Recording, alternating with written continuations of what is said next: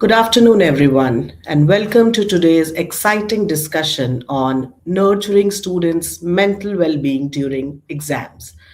This is an extremely important topic for students, parents, and educators alike, especially as we navigate today's fast paced world where competition is increasing day by day. Hi, my name is Parul Batra, and I will host today's discussion. I have more than 20 years of experience with top media companies and including HT Media also, and have a keen interest in issues related to child development. Today, we are joined by Mr. Arpit Sharma, a distinguished counseling psychologist and founder director, Mano Counseling Center and Mind Wellness Center. Mr. Sharma is a distinguished counseling psychologist with 9 years in behavioral sciences.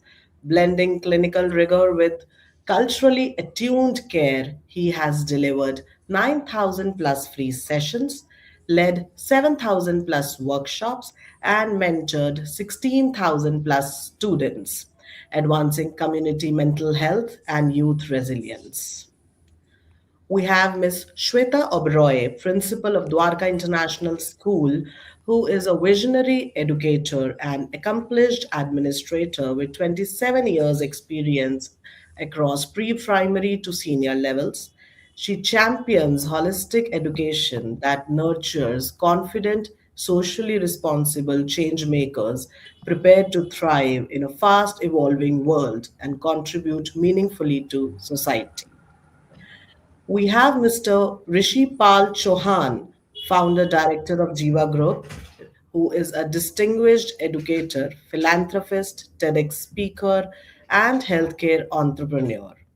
Creator of Jiva Learning System and an alumnus of YMCA JC Bose University, he brings global experience from the United States. As managing director, he leads initiative including Jiva Public School, Jiva Ayurveda, Jiva EduTech Private Limited, Jiva Gram Wellbeing Private Limited, Jiva Medical and Research Center, and the Jiva Institute of Vaishnava Studies. Then we have Miss Bhavna Arora, Principal Little Flowers International School, Shahdara, who is a dynamic educationist committed to nurturing students' holistic development. She emphasizes student centered pedagogies and innovative practices. A mentor to teachers and a progressive leader, she has published articles in national newspapers and has been with the Education Today North India Merit Award and the SDG School Award 2025. Welcome, everyone, and let's dive into today's discussion. My first question is for Mr. Arpit Sharma. Mr. Sharma, from your experience as a counseling psychologist, what patterns do you commonly observe when school students approach you with exam related stress and performance expectations?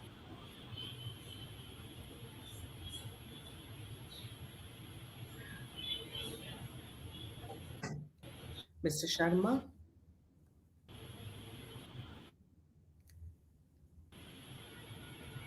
Mr. Sharma, please unmute yourself.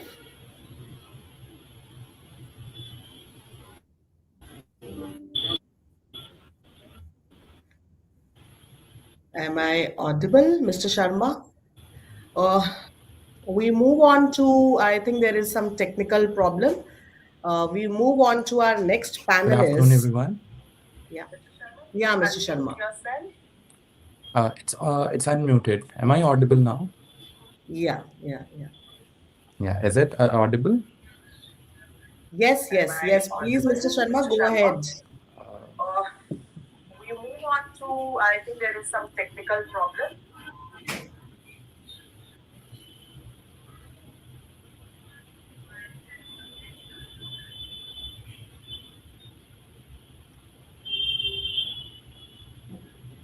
Okay, let's just wait for him and we will move on to our next panelist, Ms. Shweta Oberoi. Ma'am, why do you think there is a widespread perception among students that exams are a measure of self worth? Yeah, very good afternoon. Yes, there is a widespread perception among students that exams measure self worth. There are various reasons behind it. First of all, children feel that there is academic performance based identity formation in the society. During adolescence, students are developing their sense of identity, and repeated emphasis on marks by parents, peer group, neighbors, and relatives leads them to equate achievement with personal values. That's why children have these thoughts in mind.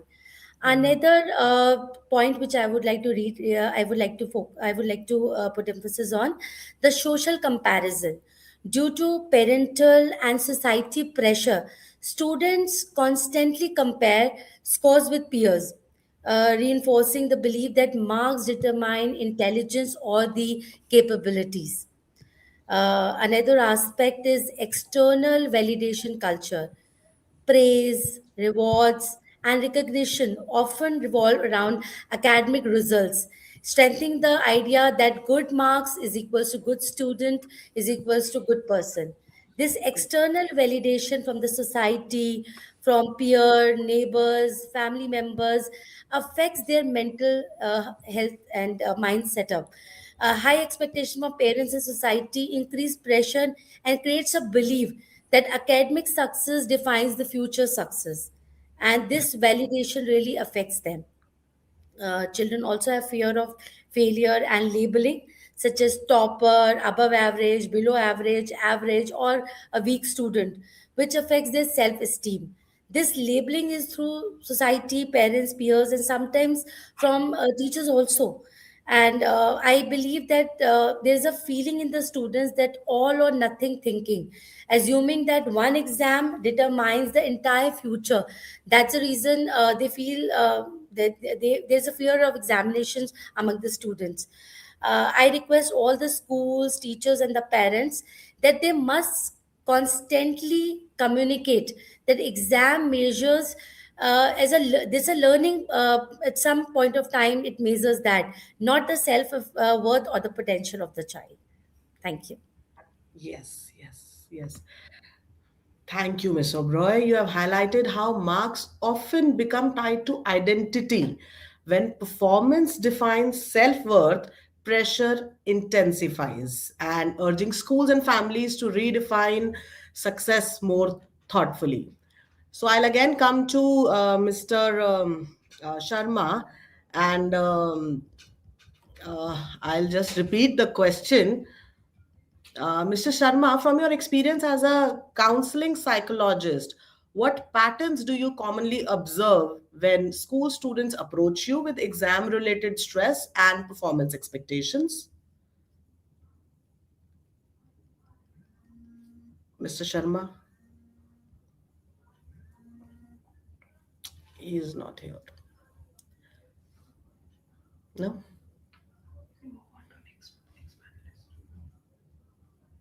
Okay. My next question is for Mr. Rishipal Chauhan. From your perspective, what factors have contributed to examination related stress becoming such a significant concern among students? Mr. Chauhan. Okay, good afternoon. So every year we have exams, and every year we have this question, and answers are almost same, that peer pressure, parent pressure, right? And we suggest that they should not eat junk food, right? They should make their schedules. But what is the real problem behind it? So first problem in our country is that we have lack of good colleges, universities, and professional institutions. So the student who are appearing for admission in colleges and universities is 10 times more than the seats available in these good colleges, so-called good colleges. So the pressure of percentage of marks comes when they appear in Z or NEET or any kind of competitive exams. there is a pressure of percentage of marks. And marks is not education, like Oberoi madam just explained, right? So second part is that infrastructure of our schools, colleges and universities, they are developed for marks or grades. And the industry needs skills and values. So those skills and values are not acquired by the students while they are studying in school or colleges. So the number of jobs available in the market and the number of student need jobs, there is a difference of 10 times, Yeah. right? So then again, there is a pressure not only on students, but on parents also, that how a child can secure highest number so that they can acquire job. Third is that the parents expectation, there are two kind of parents expectation, that one is that my child should become lawyer, but his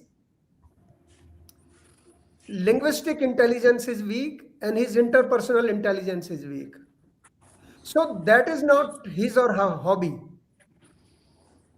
So what they are doing, that they are under stress and tension, that I am not fulfilling my parents' expectations. And the curriculum is so heavy that he has to study all the subject even which they are not needed for his or her career.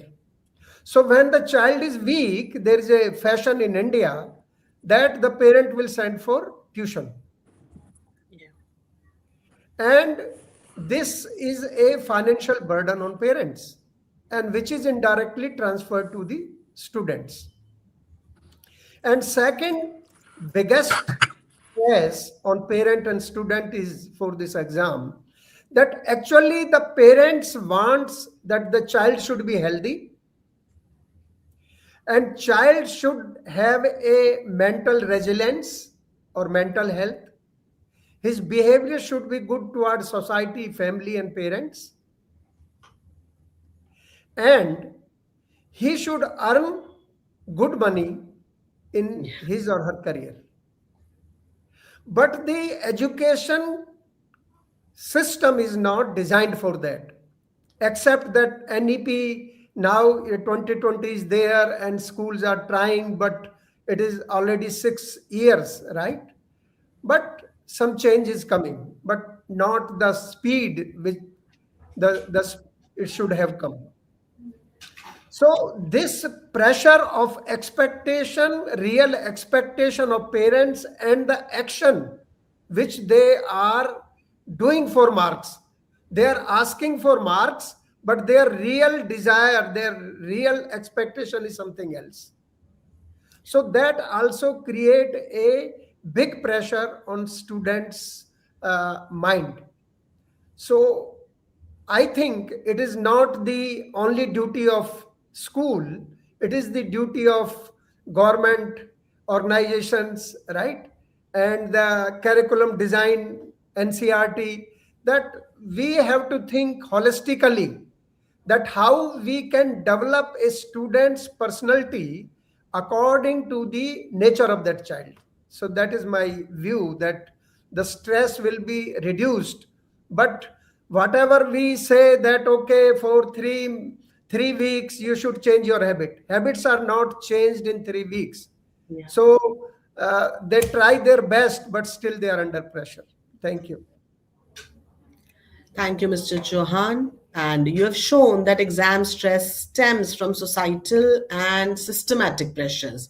So, since it's structural and cultural, meaningful solution must involve collective mindset shifts at multiple levels. So, let's move on to our next panelist, Ms. Bhavna Arora. Ma'am, how can we help students develop a mindset where challenges and setbacks are seen as part of learning? Good afternoon, everyone. Okay, so challenges and setback are very important. You see, If see, a child should not have a habit of always winning. They should be have a habit of sometimes failure, and we should not create a hype of it. Because see, when a child fails, so it is a stepping stone for success. Because when you fail, you tend to get back to it. Why did I fail? What happened? So it is a duty of parents and teachers that we have to make them resilient enough that they understand that even if you're failing, that is all okay. It is okay. It is okay to fail sometimes. It is okay not to know answers of few things. It is important that when you are failing, you are trying to find out why this thing happened. सो हमें हम बच्चों को यही सिखाना चाहिए कि it is important if you are failing that is all okay. आप fail होते हो, आपको नहीं आता है, कोई बात नहीं. We can work on it again. Again we can stand up and do the same thing. जैसे I would like to quote an example where Shri Amitabh Bachchan he was being rejected in All India Radio. So did he fail? He had failed that time, but did he stop doing things? No. Now we can see he's such a big superstar. So this is what we want to inculcate. We have to inculcate in our students that failing and being not able to do few things is okay, and we should not always depend on marks. कि 100% ही लेना. It is okay if you, even if you're getting 75%, that is also okay. But yes, we have to always work on ourselves, on our personality, how we are presenting us, and on our knowledge. That has to be upgraded rather than sitting back कि एक बार fail हो गए and we are just no, we will not do anything. But we have to get up, we have to work for it. So this is I want the children to also, and as an educator for this only, that children and for the parents also, अगर गलती करते हैं, नहीं समझ आता, it is all okay. We have to help them again get up and get to work. Yeah. Thank you, Ms. Arora. You remind us that resilience can be nurtured. When setbacks become learning opportunities, exam turn into milestones, and our role shifts from preparing students for test to preparing them for life, basically. So now let's move on to our next segment. And my next question is for Mr. Arpit Sharma. Sir, what are some early warning signs of unhealthy academic stress that parents and teachers should be alert to? Hi, thank you so much for the amazing question. And that is something I would personally say, something that as a professional and as counselors, we see a lot of times coming to us. And when it comes to the early warning signs of, I would say, unhealthy academic stress, and one thing that I've always told parents and the teachers is that, unhealthy stress in student does not suddenly appear one day. It is something that whispers long ago, then the time that has actually started screaming in the ears that, okay, this is something that has created a problem now. And the challenge that we often wait is that, we think that, okay, now we'll see the loud sign, or maybe the breakdown, or maybe the child will say that, I am not willing to study now, or maybe it is not happening. But the real sign actually is something that comes much, much earlier, a bit, more quite earlier than what it actually is.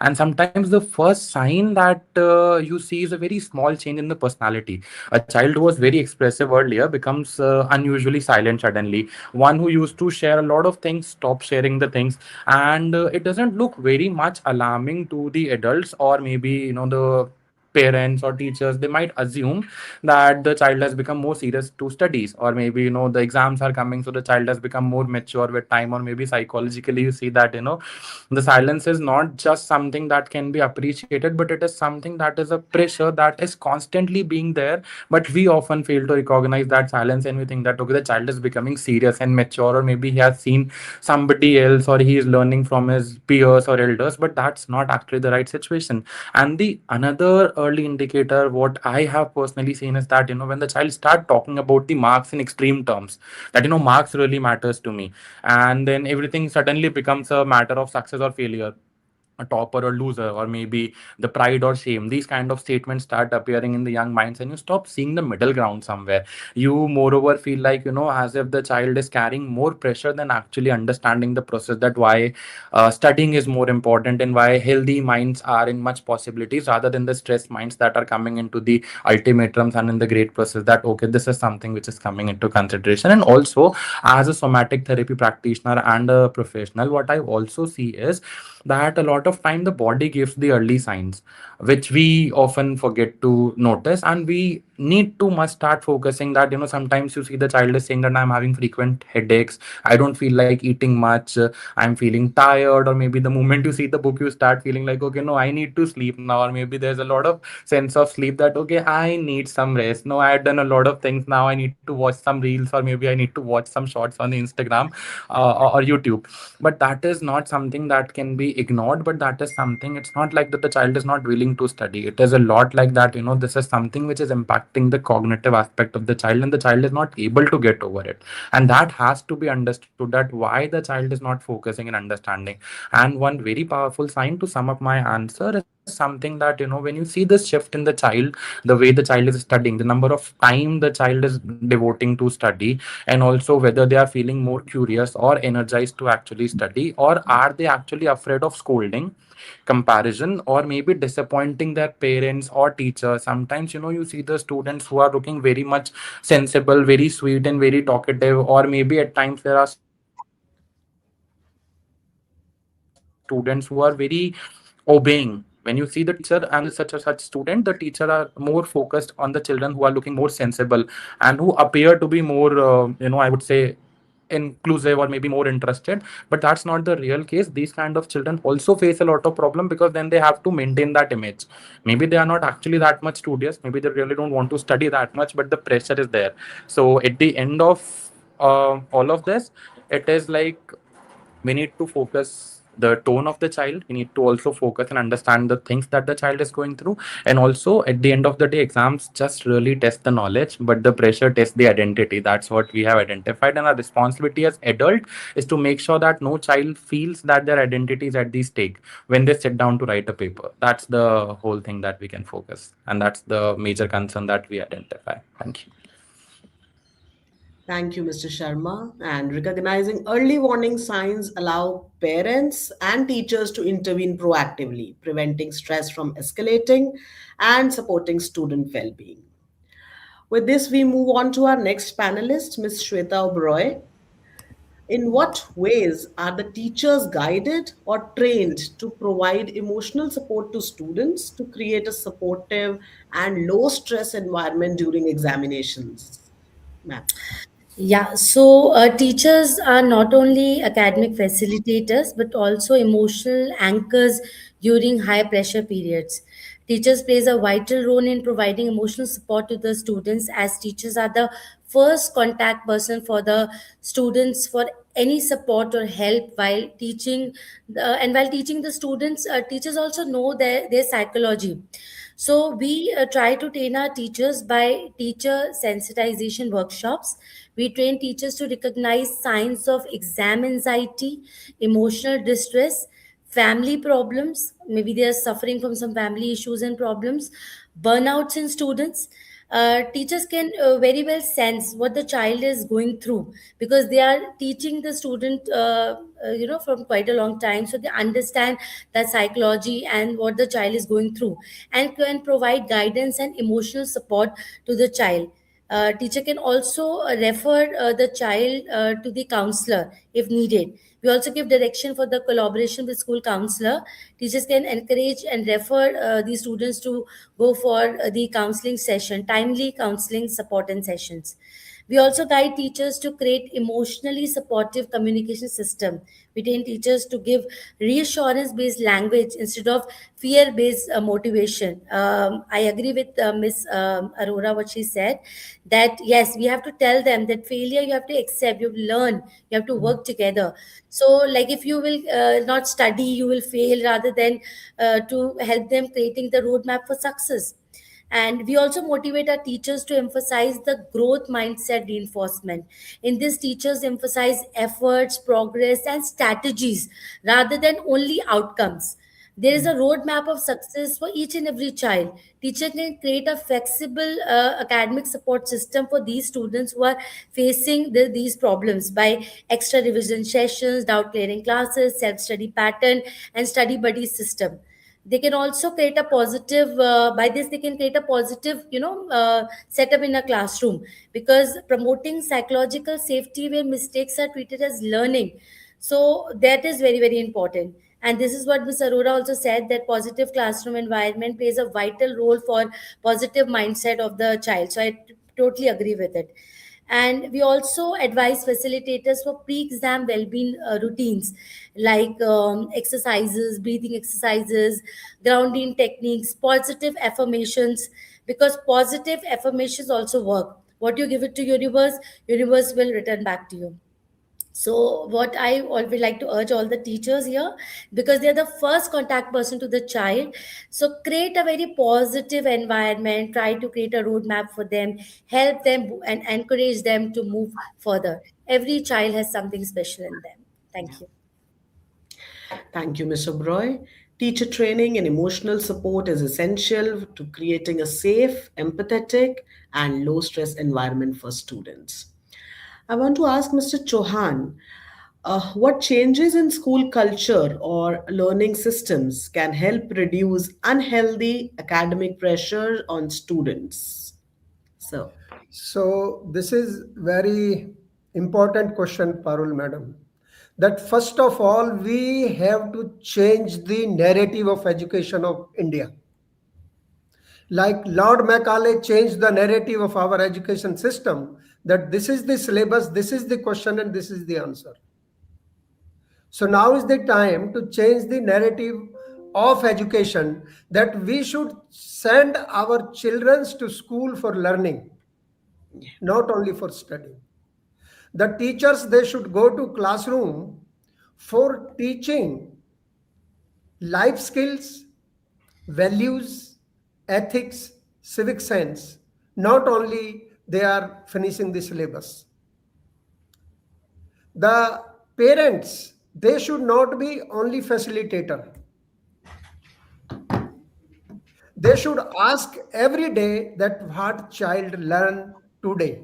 And even student, they should write what I learned today with respect to self, others means society, and environment. SOE, self, others, and environment.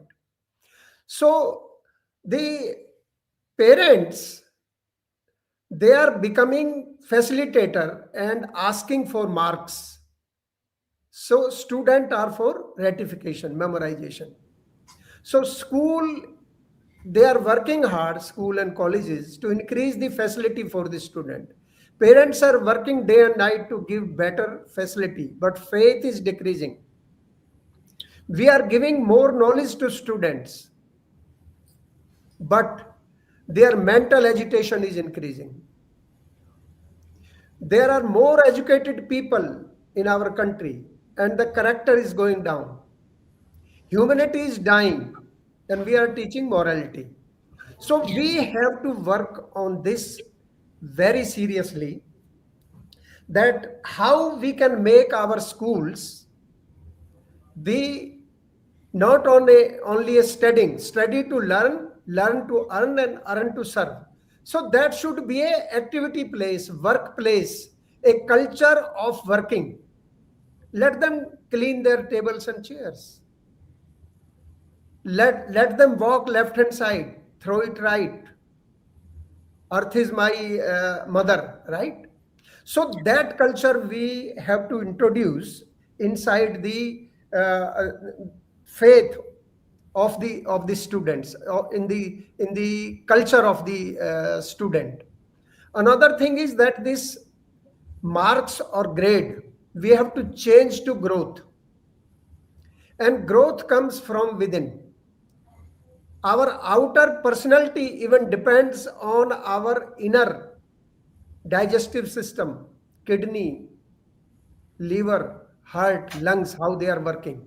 Even whatever we do every day in our life, it depends on our inner thought. From where the thought is coming, why it is coming, when it is coming, is this thought is good for me or not good for me. So how to, and growth unlocks when we nurture the nature according to the nature of the child. So this whole NEP, which talks about value and skill-based personalized education system, how we understand the personality of a child, how we can give him the profession to choose the subject or career as per the nature. So each child is a unique personality. His ability and uh, skills are totally different. Like there is a sloka, a mantra akshara nasti nasti moolam anyozdam. Ayogya purusha nasti. Yojka sa tatra durlabha. So there is no child which is weak. But what we are doing? We are teaching Virat Kohli bowling. We are taking examination that how fish can climb on the tree or how a monkey can fly. So we have to change this narrative, total narrative of education system, and then we can reduce this examination stress. Thank you. Yeah. Thank you, Mr. Chauhan. And shifting school culture and learning systems can significantly reduce academic pressure, fostering a healthier, more balanced student experience. My next question is for Ms. Bhavna Arora. Ma'am, could you share some initiatives or practices adopted by your school to create a balanced environment between academic excellence and student well being? Yeah. So as I was talking about this mental stress, what we have done, the children are being counseled by the teachers. As Shweta ma'am said, that teachers are the first contact person.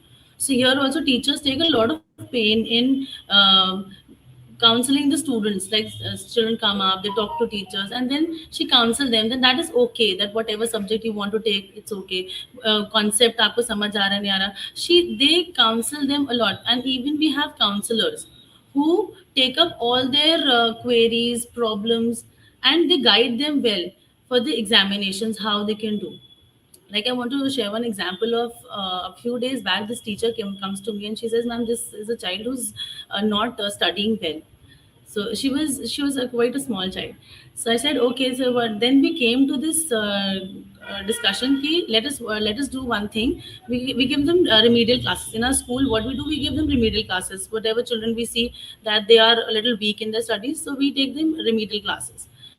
So this she comes up, and she was a very little girl and she was very sweet. So I asked her, so do you know this thing? So उसने जैसे बताया. So where we came to this consensus that why not take up colorful worksheets for her to practice.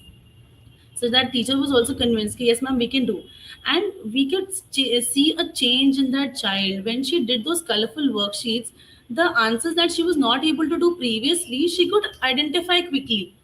So this is how these small initiatives we take up, where teachers counsel the children. Even we have special educators, we have counselors who sit back, they listen to the child, because ultimately it is important that the child is being heard. What they want to say, there are certain things which children keep in their mind, because as other panelists have been quoting, that parents have a lot of pressure, parents have a lot of expectations which child know that, yeah, I want to fulfill that. So teachers counsel them, these counselors counsel them, and we take up these classes where the children come, they discuss with us ki ma'am ye problem hai, and then we come up to a solution. We cannot expect every child to get 100%. It is not possible. So even if a child has a caliber of 50% or 60%, that is also okay, because ultimately when they will be going into the mainstream, there they will have to take all the competitive exams, where again the knowledge will come up, and we work on that knowledge only. And even the child also has to work on that knowledge only, that where he's aware of the surroundings, what is happening. So this is how we take up these small initiatives. We practice meditation. There are certain yoga things that they do, where at least their mind is being calm, where they can just relax and think what has to be done. This is how these are a few initiatives that we take up. Teachers come, even children come up with certain things. So it's a two-way process. Child comes what child expects, and even see, we need marks. Also, we need their ultimate overall personality development. So we work on that. And as ma'am said, the teachers are the first hand information who comes up, who talks to the children. And we also keep parents in loop, where parents are also being discussed with the teacher, discuss everything with the parents, and we are in consensus ki ha, if we are saying the child that it's okay, the parent also has to do the same. So this is how we keep a very soft environment where the children, they come, they fearlessly come and they talk to them and they take up their problems. Okay, thank you, Ms. Arora. And implementing initiatives that balance academic rigor with well being ensures students thrive both intellectually and emotionally. We will move on to our next panelist, Mr. Arpit Sharma. With exam pressure rising year after year, what are some effective ways through which we can tackle the growing stress among students in the long term? Mr. Yeah. Sharma. Coming to the point to talk about the fact that it is something that has been growing over the time and over the years because the competition is rising, and also the situation is that the need to always flourish and show the best version of yours is something that has been into the great requirement in the market if you see the long term aspect. And that is the reason the stress is undeniably or maybe unwantedly, it is still spreading or it is increasing with time. And if we truly, really want to reduce the exam stress in the long run, we have to understand one honest truth. Students do not just inherit pressure from exam, they inherit from the environment around the exams, what we have created in the name of exams. And that means the real solution is not just a quick technique, but a shift in how we collectively think about learning, success, and the overall aspect of the childhood itself, because childhood is the most beautiful and crucial component of a person's life as well. If you see the psychological theories, this is also not just a period to learn, but it is a proper developmental phase wherein you are not just growing academically but in holistic all the different aspect. What I have been creating now will be automatically turned into the whole future individual. And with that particular requirement in time, we also need to focus that childhood itself has to be given a proper nurturance and care, not just the academics. And over the years I've realized that stress reduces the moment child stop feeling that the entire future is sitting only on one answer sheet. Many students walk into exam halls not just carrying books in their bags, but also carrying the expectation in their mind, the expectations of proving themselves, protecting their image, or maybe justifying the sacrifices their parents have been doing to put them into the good and big schools. And the amount of money their parents and the loved ones are investing onto them, or living up to the comparisons with the other peers. And when an exam becomes a test of identity instead of a test of understanding, pressures automatically becomes inevitable. So the long term solution begins, I would say, with changing the story we tell children about the exams rather than what exams actually are. The exams are simply the feedback part. It's not the final judgment. It's a time for feedback that this is what you have done over these 6 months or maybe a year. And that's how the checkpoints and not the final destiny points. And what we also need to consciously teach children is something that is not printed in the textbook. Something like, how Mr. Chauhan has also said, and coming with respect to Ms. Arora and Oberoi's points as well. All the people, all the panelists, we all have somewhere the similar mindset that we are trying to put into the conscious mindset of everybody, that we need to tell people and the children something beyond textbook, because textbooks are designed in a way that they treat and they focus on the academic. But what we also need to teach is how to handle the emotions. We do teach them the formulas, the its definition, but what we rarely teach them is to what to do when their heart is racing, when their mind is completely blank, or when the fear starts speaking louder than the logic itself. The child who knows how to calm their thoughts, or regulate their breathing when the time is tough, or maybe reframe their self-talk, something that is more negative, and that they carries a lifelong advantage that no syllabus alone can provide. What we also need to understand and put forward, how Ms. Bhavna has been beautifully putting about the counseling part, because that is something that we really do, and that is the reason I guess now CBSE schools and NEP has been strongly focusing on counseling our children, focusing a lot on the mental health, because that is the major cause that is also coming into the consideration. And another powerful shift that happens when the effort is appreciated as much as the outcome, because what we always see is the outcome, how much have you scored, the grade cards. But what we also need to see is the effort, because not every single mind is uniquely designed, but it is also something that has been uniquely shaped as well. My mindset is different, your mindset is different, and every single person who's viewing and just being a part of this webinar, they all have different mindsets. We have all grown up into different environments. And when adults notice that sincerity, discipline, and improvement, not just the ranks, but children also then start feeling safe while learning. And safety is not just the softnet, it is also the psychological safety, what allows the brain to actually perform at its best capacity. And the fear in this situation can actually push the child to study for a night, that the exam is tomorrow, that okay, now I have the fear, I have to study overnight.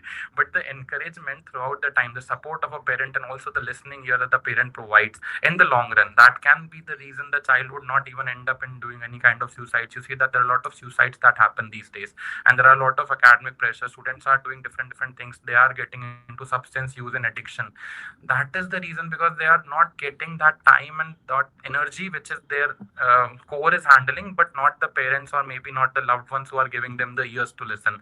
So it is important to let the child experience small failures as well, but in a supportive environment, when the mistakes are treated as learning moments rather than the disappointments itself.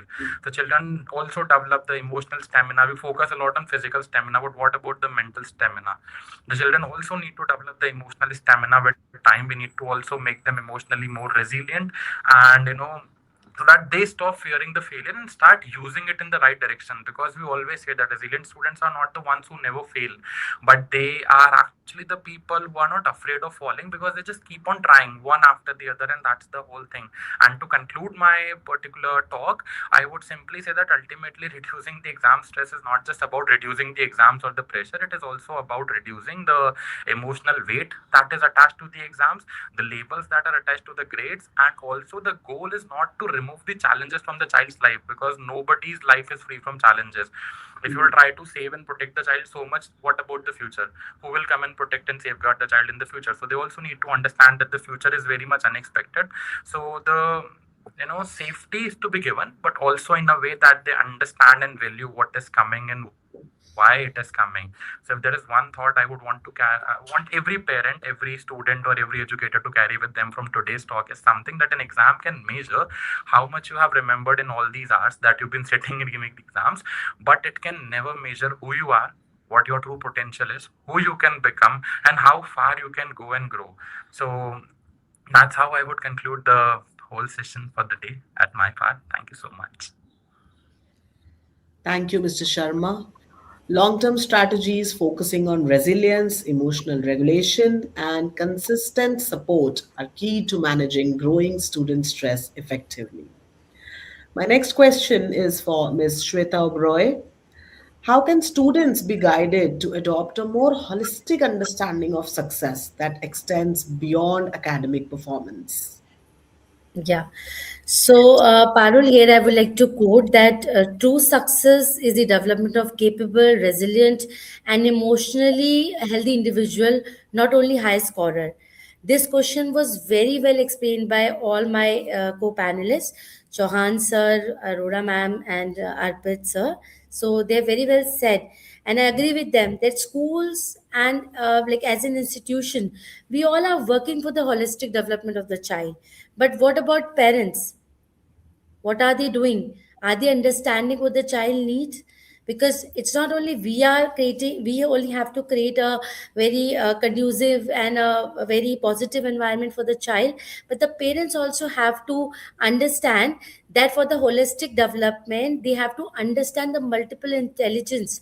They have to understand that success includes creativity, leadership, empathy, problem solving, and the practical skills, the 21st century skills, not only just marks. So they have to understand where their child is going, what are their skills, what are their attributes. They have to understand how they have to make their child's profile. It's not just marks, but for the overall development we have to work. And we have to understand that there's so many career options which are available. It's not only the marks will set up for their career. So there is career exposure sessions to be given to the children, introducing the diverse career pathways. So I personally feel that for the holistic development, school and the institution and the parents have to work together, and they have to create a roadmap for the success of the child by understanding the child's skills, capabilities, and the aptitude. Thank you. Thank you, Shweta ma'am. I want to ask Mr. Rishipal Chauhan, sir, how can integrating life skills, mindfulness, and value based learning into the curriculum help students approach exams with confidence and clarity? So there are two parts of this question. That first is self-discovery. There are 800 million people on this planet. and every person's liking, disliking, creativity, decision making, their iris is different, their thumb impression is different. So how we can find out the strength and weakness of a particular child, so that while child is studying, he or she can understand which is my path and where I am going to excel. So this is called self discovery, and for this we have four tools. First is like Oberoi madam is saying, multiple intelligence. There are 8 kind of intelligence. If linguistic is high, the child is good in language. Logical is high, child is good in calculations. Interpersonal is high, good in communication. Visual is high, good in design or interiors. So how to find out? Then according to our Shastras, there are 9 kind of nature, Sabhav. That child is entrepreneur nature or educative nature, administrative nature, providing nature, healing nature, naturalistic nature. What is the nature of the child? If the child's nature is entrepreneur and the child become surgeon, so maybe he will try to cut the kidney because that is his nature, to make more money. That is not his or her fault, right? And according to Ayurveda, there are body constitution, Vata, Pitta, Kapha.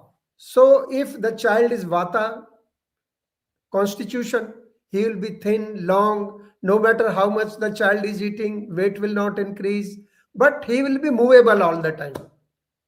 Pitta will be like determined, right? If thinks, he will do it. So these are the quality explained in our Ayurveda textbooks. So this make the person's personality.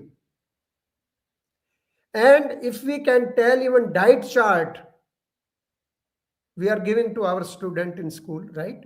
So how you know that which food I should avoid and which food is good for me? Because we are eating no matter what is coming. But actually the God has designed our body that if we drink bad water, so it will, waste will come out. Bad food, either we will vomit or it will come out. But the food which we are eating through our ears and eyes, that is not digesting. And that is the real problem of the society. That is the real problem of the coming generation, right? So they are not digesting their food and they don't know what to do it. So what is the role of self introspection? That each child should do self introspection with respect to self, others, and environment. What good or bad I did for myself? I got angry, I ate junk food, I yelled on my father, whatever, right? I did not did my homework. Others means to build the society and keep the environment clean. Plant a tree on your birthday, right? Whatever. So once a child understands the self and knows the career path, the child will not be in stress no matter how many exams you give, because that is his or her hobby. And that is, here is the mental health or mental resilience, because he will go on doing some projects and his confidence that I'll do it. And second part is self-awareness.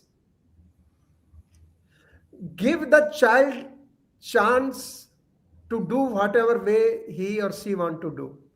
So like you give one problem to 10 students, they may solve in 10 different ways. So give freedom of thought and freedom of action. So self-awareness has the tool of this self-introspection.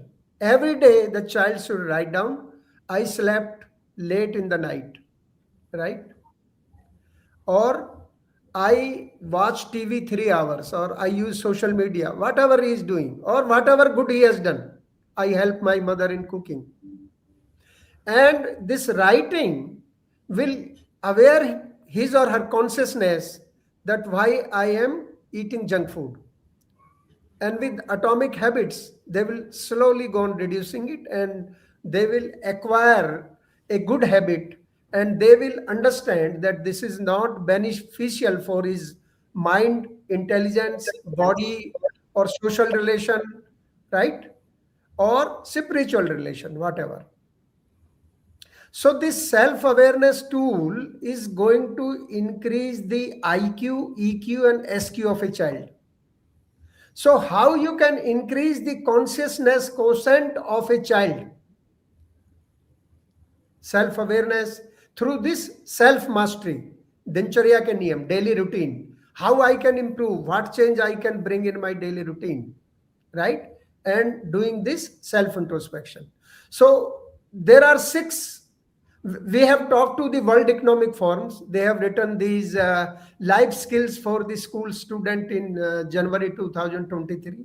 SDG by UNICEF or NEP has written these skills. So we have come up with 6 points: that the child should be respectful, child should be responsible, child should have ownership, child should have uh, empathy, karuna, humanity, and then health and happiness index. So there is a complete software. We have two softwares: one to judge the self awareness and self discovery of child, and that guides child's career, that what the child would be, and discussions with the parents.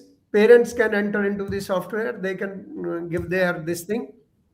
So this way you can reduce the permanent stress of child, and you will give him or guide him or her a path to lead his life, healthy life, happy life, peaceful life, wealthy life.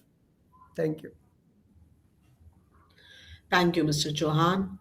Integrating life skills, mindfulness, and values equip students with confidence, focus, and clarity to approach exams calmly.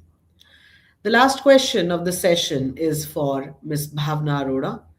As we conclude, what is the message that you would like to give to the students to avoid last minute stress before the examination? Unmute. Just switch off whatever you have done through the whole year. Just close that. Jo bhi padha, it is all good that has been done. Because once, if the, like sir said, that children keep on studying overnight, that doesn't help. Sometimes what happens, long back what we had studied, it comes up in the examination when we are doing. So I would request all the students, without taking any stress, just switch off. Whatever has been done has been done. What we should do smart study. Whatever we have done, like there are children, a few of them who can study for an hour and they do the best. There are few who study for maybe 10 hours and they are doing the same. So I would rather say that each and every child should master this art, where they can study for an hour or two and absorb as much as possible, and just close while before examination, like where board exams are going on. So I would request all the students to just switch off, close everything and relax, that whatever has been done, it has been done properly. Because next day when they will do in the examination, sometime what happens, children say we tend to get blackout. Why this blackout happens? Because it's all stressed in the mind. So I would rather say that when you start doing the paper, then you realize, okay, I know this also, I know this also, and then they start writing a bigger page. So I would say this: you have to relax, you have to just have a peaceful sleep, relax, think good, listen to a nice music, and just go for your exam. No stress at all. Because ultimately I would say that ultimately they have to take entrance exam, where overall personality will work, overall knowledge will work. These marks will let them have applause for a few minutes or a few days, but then ultimately they have to work for they have to prepare for life examinations, which will keep them in a tight spot. So I would say each and every child has to be calm. They have to play music or meditate, but they have to be they do not have to stress, because nobody will judge them at all. That the result that comes on that particular day, where parents go and ask कि कितना marks आया, that is just for a day. Ultimately they have to another next from the few days they have to go to next class, or maybe they have to go to some next institute. Again, that is all being forgotten. So I would say that everybody has to work on their knowledge, their personality, work on yourself, how I can become a better version of myself than the previous day. So in the end, I would say education is not meant to empower minds but to educate them. Thank you so much. Thank you, Ms. Arora. Encouraging preparation and self belief helps students avoid last minute stress and approach exams with calm and focus. With this, we come to the end of today's session. Thank you to our panelists, Ms. Sharma, Ms. Oberoi, Mr. Chauhan, and Ms. Arora for sharing valuable insights. Your guidance on managing stress, building resilience, and fostering holistic learning will inspire educators, parents, and students to approach exams with confidence, balance, and well being. Thank you, everyone, for joining us today. Thank you. Thank you, Parul.